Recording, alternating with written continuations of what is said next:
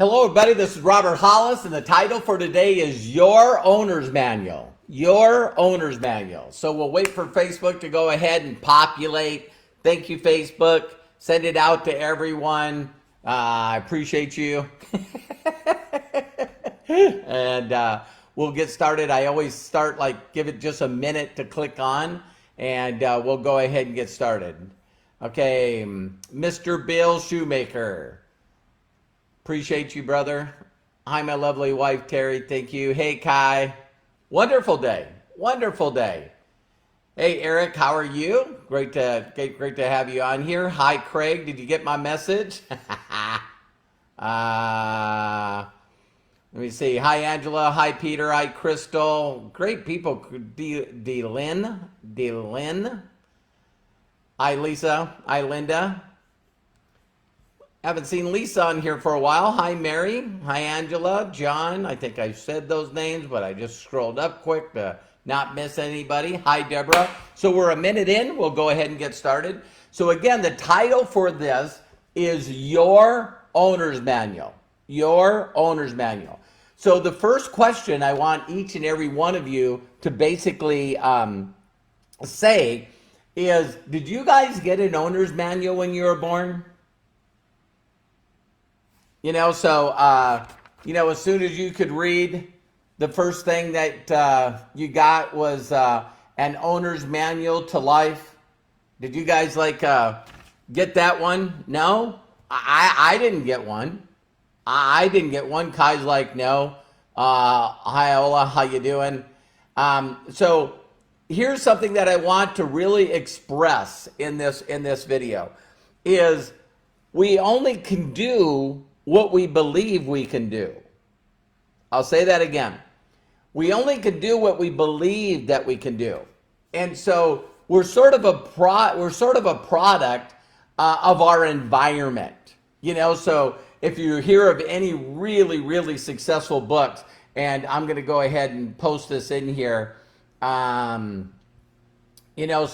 one of the books that still to this day altered and changed my life was The Science of Getting Rich. All right? So this book was written in 1910. The Science of Getting Rich. So on this link, I not only have the audios, but I also call it The Secret Behind the Secret, because this is a book that Rhonda Byrne, found from her daughter. And she ended up writing from that book. She wanted to make sure the world, the entire world, knew about this book written in 1910. And so what she did is she came up with the movie called The Secret. Now, for some of you, you can just find the movie The Secret. I think you can watch it on Netflix or whatever. And, what ended up happening is when Rhonda Byrne did this movie called The Secret, which was a pay-per-view, it was the first time that you could go online and purchase the movie. And so I think if you go to thesecret.tv, you can see that. In fact, you can also get a copy for free of The Science of Getting Rich. And also if you wanted your own audios for The Science of Getting Rich. I definitely want to give credit where credit is due. And the reason that I bring this up is I just want to give you guys a quick snapshot. So believe it or not, I just went over 501 videos that I have done and put on my YouTube and also my Facebook. Now, that is just, a start of what I want to do. And I keep breaking these into sections. Again, you could go to roberthollis.com/free and not only get a copy of my best-selling book, Robert Hollis, How Is That Working? Roadmap from Rat Race to Freedom. And, I'll give you this book for free. And it's a lot of the stuff that I've been talking about, but I wanted to put them all in video form. So I wanted to teach people how to make money from home. I wanted to teach people how to make money anywhere as long as they could find Wi-Fi.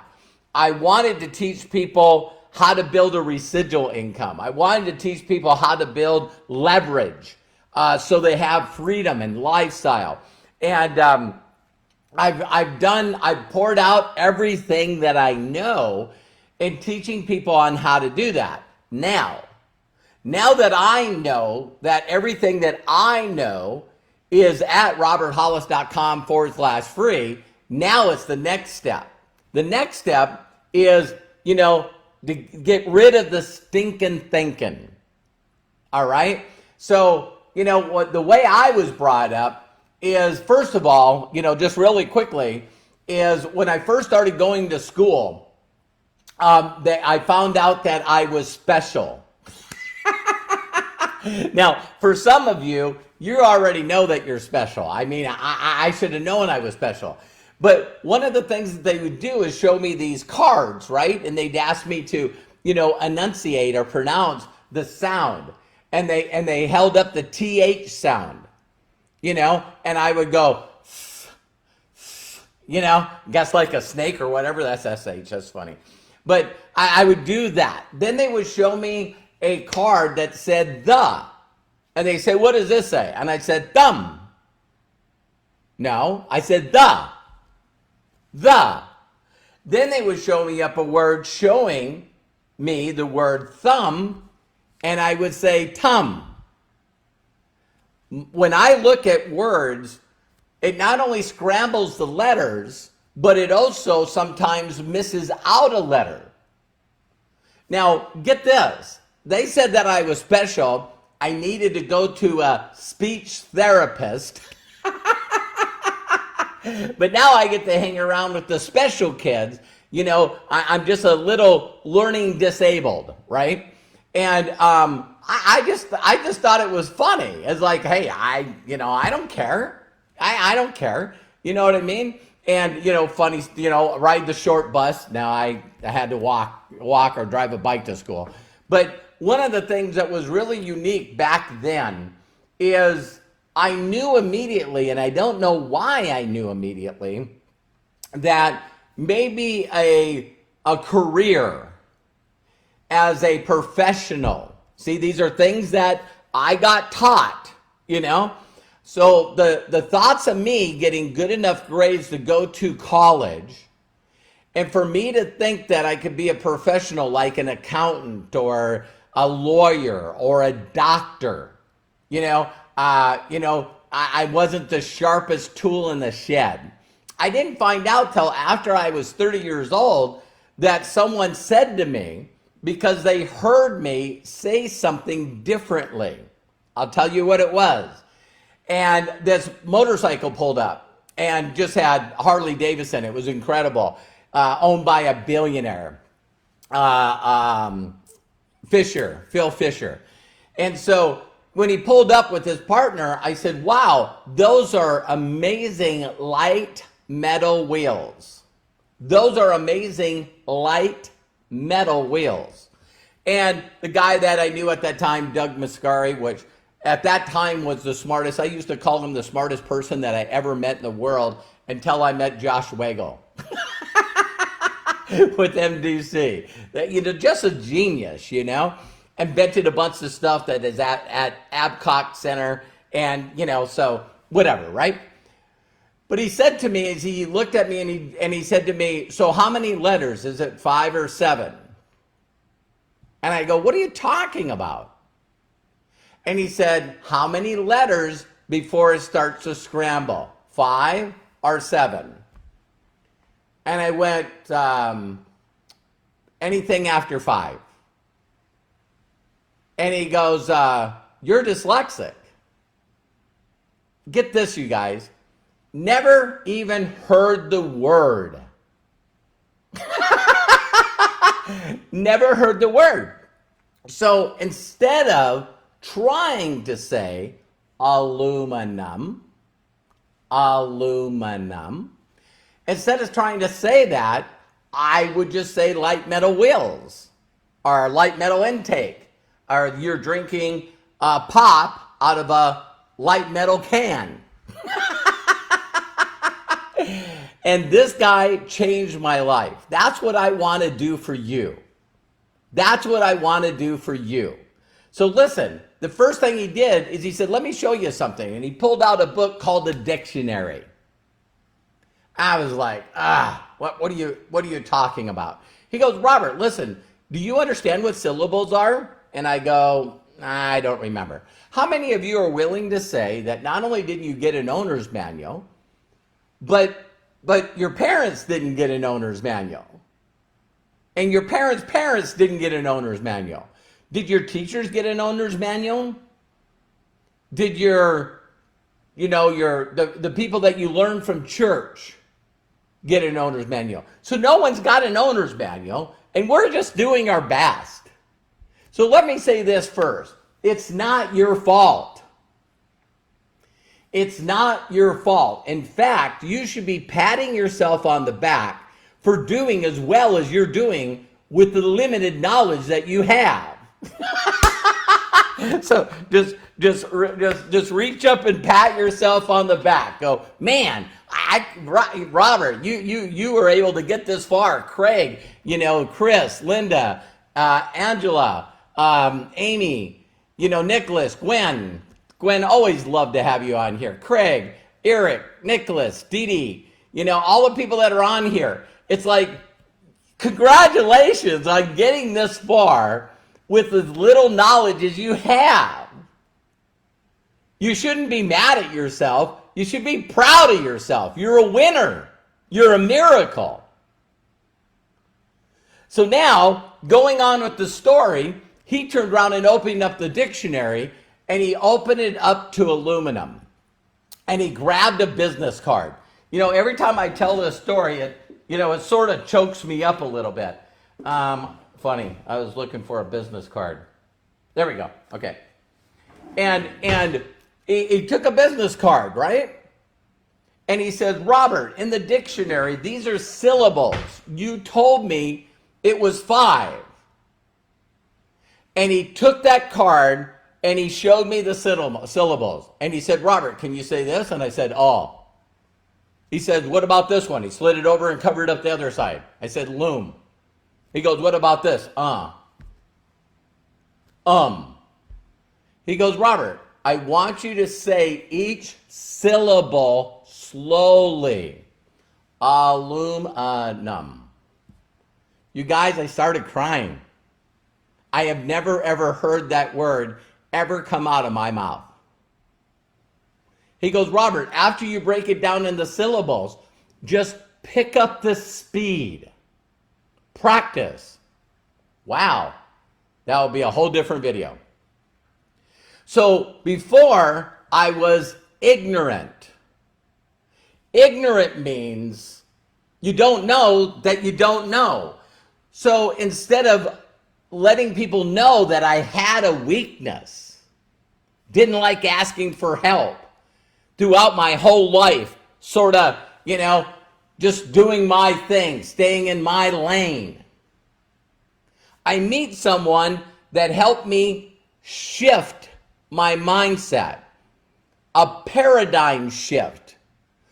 Paradigm shift means, you can look it up, paradigm shift means that I no longer could think the way I used to think anymore. It's broken. It's gone. And see, there's people out there that haven't got an owner's manual that just says, this is the way I am. This is the way I was brought up. Don't get mad at me. That is bullshit. That is bullshit. If I have to swear to get in your head, that is bullshit. I'm a Pisces. I'm just a sequential concrete thinker. Bob Klein, I hope you watch this. I run into these people and they just go, well, that's who I am. That's what I was. And so someone took the time to shift my paradigm. And then I went, aluminum. No.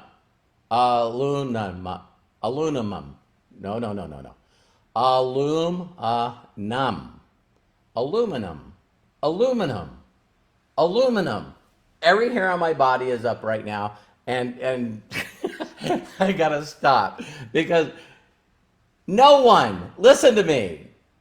I went to college and found a way, listen closely, found a way to graduate on the dean's list. I was written up in my Williston Herald, the city that I grew up in. Got written up for being on the dean's list. And listen to what I did. I found someone that his father told him that he couldn't become a professional, that he couldn't become a lawyer, that he couldn't become a doctor. He was a valedictorian of his high school, valedictorian. And he had to go to a tech college, the North Dakota State College of Science, where I went, one of the number one trade schools in the world at the time. And he had to learn how to weld, and how to do machine work, and how to, build a motor, automatic transmission, differentials, because his father wanted him to take over the farm. He said, Kevin, you're going to take over the farm. And he's like, what if I don't want to take over the farm? You're taking over the farm. Listen, everyone, he was not good at math. He was not good at understanding metallurgy or chemistry or the periodic table. Wow, now all of a sudden you're seeing where my mind is, right? I was never ever taught that I could just focus on what I'm great at. No, at school I had to be great at everything, and if I wasn't, I was a dummy. I was special. Are you guys hearing me?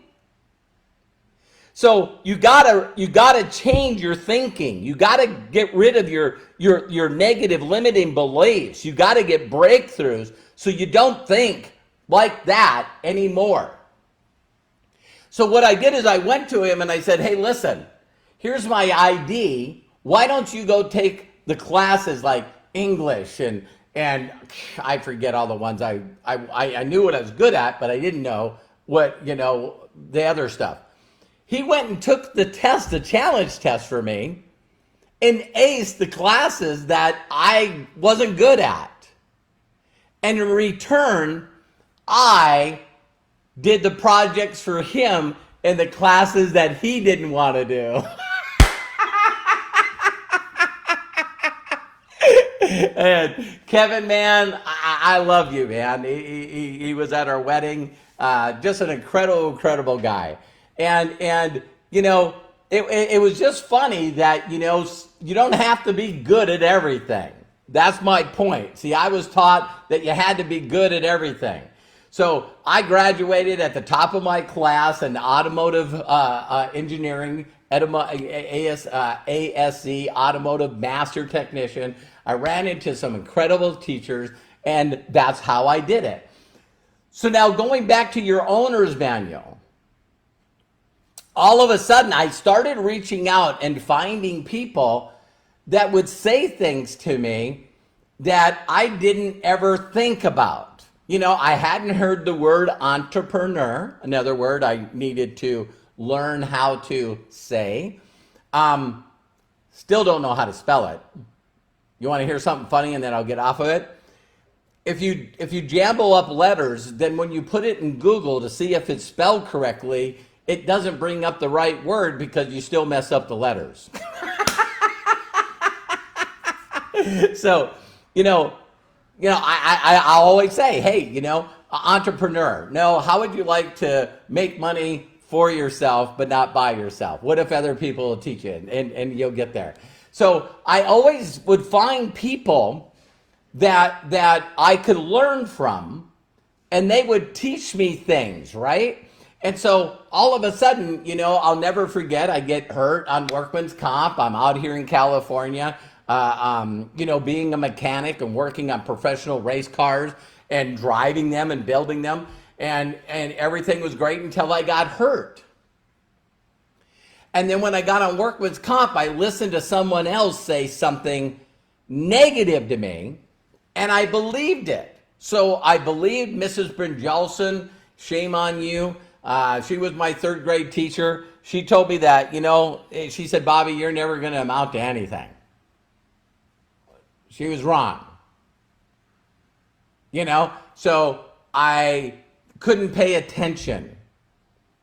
They didn't know how to diagnose ADHD, right? Now I say ADD is always dealing with distractions. I had to learn to focus. But bottom line, they were trying to teach me stuff that I wasn't interested in. Huh?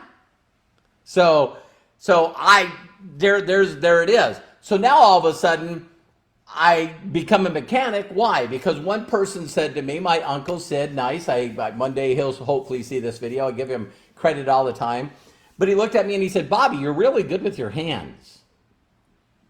He said, all of our relatives right now are in, all our relatives are in the oil field like you. And he said, you got to get out of the oil field because politics will make it go up and down. He said, you need to go to a tech school and get a degree in, machining and welding and building something from scratch so you could fabricate and build race cars. And I went, yeah. And that's what I did. One person telling me that I was good at something. I'll tell you right now, you can be good at this. You can be great at this. What's unique about what I teach people is you can become very, very successful. Very successful. Replace your current income. And you don't have to be great at this business. You just have to be good, consistent, right? So I'm hanging around people and then I get hurt. And when I get hurt, I hear about this book. And when I read through the book, why would a multi-billionaire tell me to read a book? I better read it. And then I read in the book, and the first part of it says, this is the only book you need. This is the only book you need to acquire the science. See, I love the word science. Mathematical way, a certain way to become successful. And I devoured this book. Took me days and days and days to read it and take the time to look up a word and then go to the dictionary. Now I know how to break it into syllables, how to learn to say it. And then more importantly, get to understand. Get to understand that, wow, and all of a sudden I hear these things. That's when I met my mentor. And when I met my mentor, he said things like this. He goes, Robert, let me ask you a question. Here's another paradigm shift for you, right? He said, Robert, listen, why do you have a job? What? Why do you feel it's important now that you're on workman's comp? The workman's comp said that you have to train for another career because you can't be a mechanic anymore. Had a person in a white coat called the doctor look at me and say, well, you won't be a doctor anymore. A mechanic anymore. And I went, oh my God, now I got to find a whole different career. I lost my identity. How many of you know people that when you walk up to them and you say, what do? They would say something like mechanic. See, they don't say that I'm a father, I'm a husband, I'm a grandfather, I help people, I'm a professional referrer, I refer people to companies and training that I've learned so they never have to work for anybody ever again. They can be fulfilled, they can be happy, they can be financially free. That's what I do. I empower people to do that. Now, whether they choose to follow it or not is not my deal. But, for people that have been on here like Melody and Eric that have known me forever, I feel like I know Craig and Gwen forever. But I'm just a parrot that keeps saying the same things. And so when I went through that book and it said, he goes, Robert, why do you need a job? And I go, what are you talking about? He goes, no, honest, you're on workman's comp right now. They tell you got to get a career. Why? Tell me why you need a job. Just tell me. And I was looking at him and he goes, the reason I'm asking you is you do know you're talking to me and I do not have a job. What? Robert, I'm an owner of multiple companies. I don't have a job. And I said, well, I need a job because I have to buy food. I have to pay rent. I have to pay for gas. I have to pay for insurance. I have to pay for the utilities. He goes, Robert, you told me that you got a job because you have to pay those things. I said, yeah. And he goes, money pays those things. Of course money pays that stuff. He goes, Robert, if you need to pay your bills, why not, instead of learning to get a job, why don't you just learn to make money? What? Robert, find people that know how to make money and just learn to make money. You don't have to learn to get a job. All this stuff is hurting my head. It's hurting my head. Why? I've never heard it before. So, one of my mentors is Jim Rohn, Rohn. Anytime that you feel like you want to learn from someone other than me, you can just go to YouTube and put in Jim Rohn, Rohn. And believe it or not, you can put Jim Rohn and a space and put network marketing. I mean, Jim Rohn started out in network marketing with Earl Schoaf. You know what I mean? If Ron Henley sees this, man, he can, there's Earl Schoaf audios and videos from man, if you put Earl Schoaf in YouTube, I know it probably would show up now. But all of a sudden, I wanted to learn from people that did not have a job. And they started teaching me words about residual. What residual? What the hell are you talking about? What is residual? Robert, listen, you're not going to believe this. But there's people that actually get customers. And once they get customers or affiliates, every month that they buy more product, every time they buy more product, you get paid again. What? Now, listen, have you heard of Jennifer Aniston? I have. Do you know that she makes over $13 million a year from her residual income from the reruns of Friends? What? Yeah, they did the work one time, and now they continue to get paid. I've never heard of that. Have you ever heard of leverage? No. Have you heard of McDonald's? Yeah, I have heard of McDonald's. Did you know that McDonald's is a franchise? Now, I don't even know what franchise is. Robert, listen to this. There's people like Ray Kroc that met the McDonald's brothers, and he figured out how to put together a manual on how to do things a certain way. And people learn to do that business, and they pay for a franchise. And then they show them exactly step by step on how to do the business. Are you serious? And get this. The company that, people buy the McDonald's, but the land that it's sitting on, McDonald's owns. And then every time they have to buy something, they have to buy all their supplies from McDonald's. And then they get like 6% of the gross income. Every month? Yeah. So Ray Kroc came up with this concept, and every single store has to pay him every month on their gross income? Yeah. Can you imagine having all those stores, which now I call affiliates? I have 10,000. Terry and I have, we just went to 11,500. 11,500 people that are responsible for our income.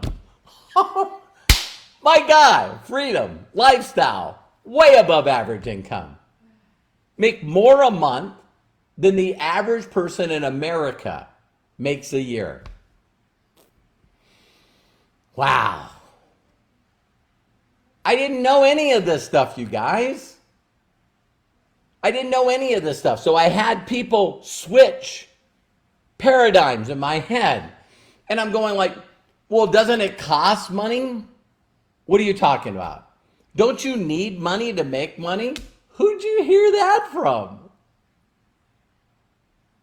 I don't remember. So here's the end lesson to this video. How do you know that? How do you know that? This billionaire I work for used to have a bunch of people get together once a week and we talk about ideas on how to make the companies, the race teams, the Toyota dealership that I worked at in Longo Toyota in El Monte. You know, let's come up with ideas on how we all could do better. And I, Bobby, wanted to feel included. So I rose my hand. And I shared with him a concept and an idea that I heard from somebody else.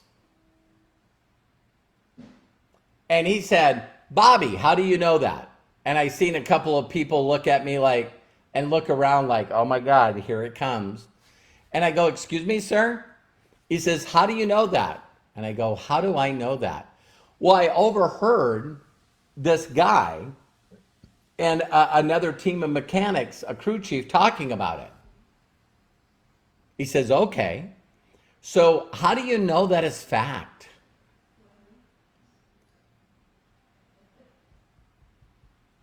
I don't. He goes, Robert, you work for one of my 71 companies.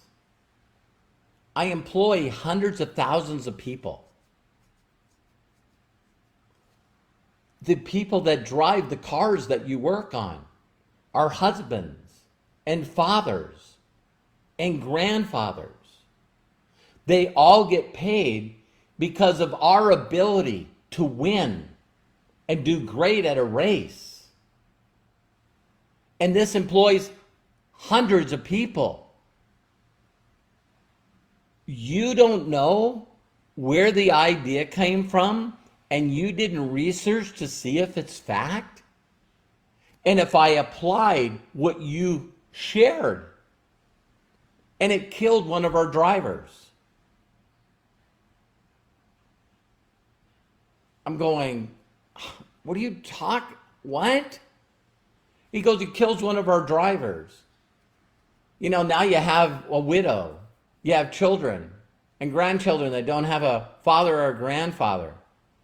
And because of our negligence, the sponsors pull away from our race cars. And tens of thousands of people lose their job. All because you heard something that you didn't research and find out where it came from. How do you know that? It influenced me so much that that's why I wrote the book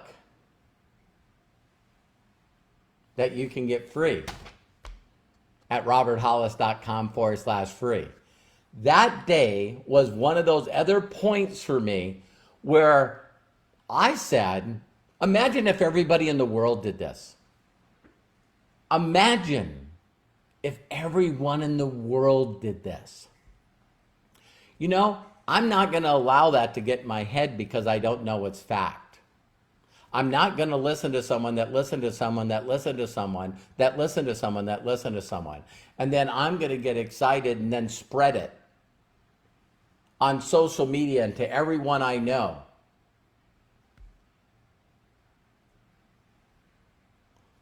What if every time someone brought something up, you said, how do you know that? How do you know what you just shared with me is fact? So I get all these people all over the world that consistently tell me what they're doing. Robert, let me tell you what I'm currently doing. Wait a minute. Wait, hang on. Now tell me how many people you've impacted.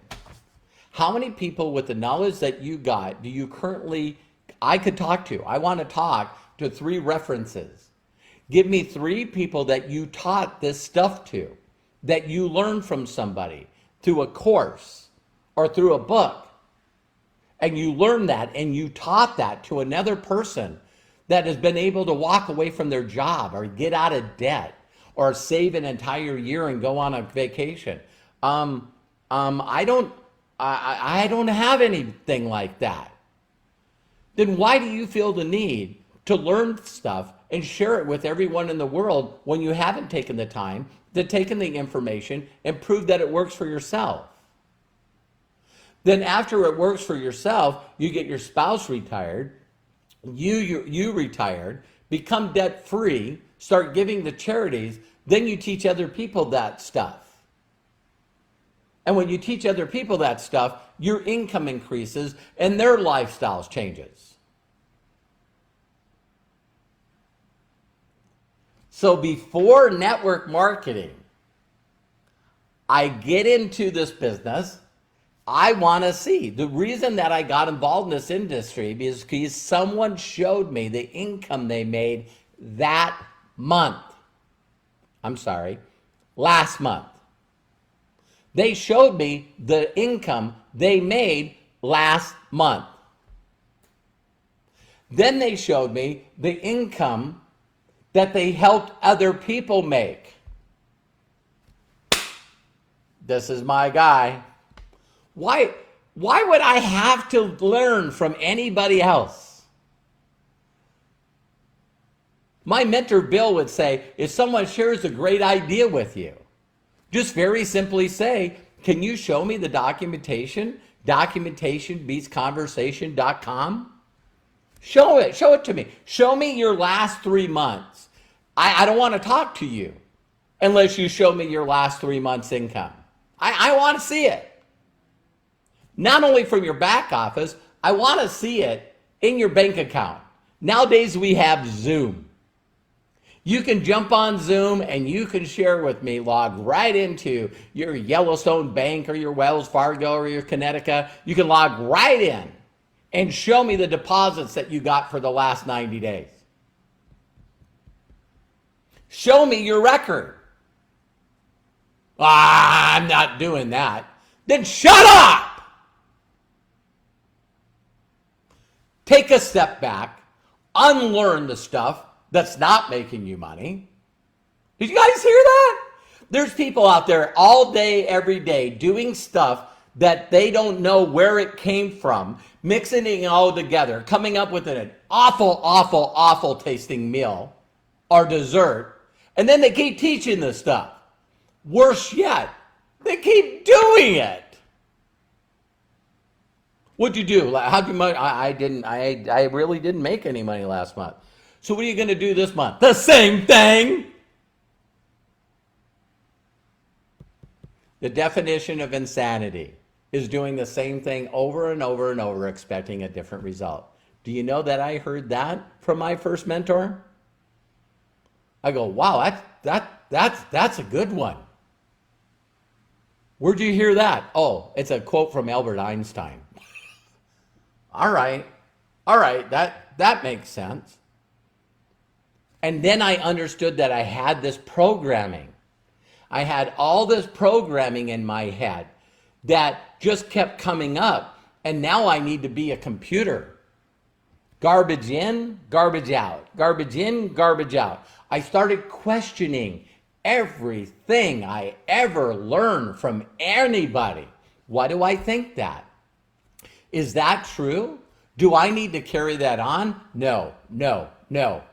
Just started ripping it down, man.